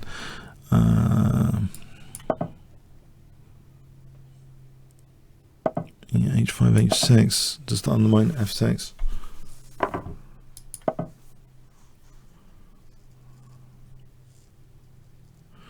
There'll also be a mate threat of rook f8 coming up.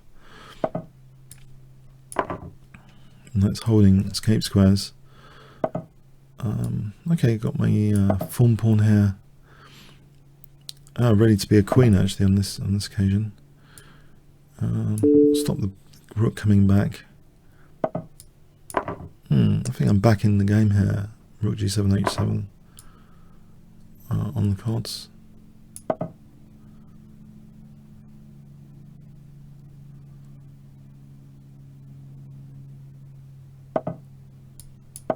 Yeah, I think we're back in the game. As long as I don't get mated. Is king b5? Am I getting mated? I can't see a checkmate immediately. c6 or a6, they don't seem to checkmate. Rook h1, I'm just going to play rook g8 and then h8. I'll play king b8 here, or king c6. So I'm running mate actually. I don't think mates, I don't think it can be stopped.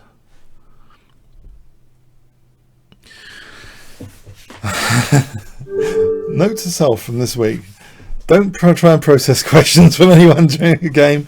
I hope you enjoyed this, and it's great fun as usual. And see you next week. Yeah, have a good week. Enjoy your chess and everything else. Okay, thanks very much. Comments, questions, likes appreciated.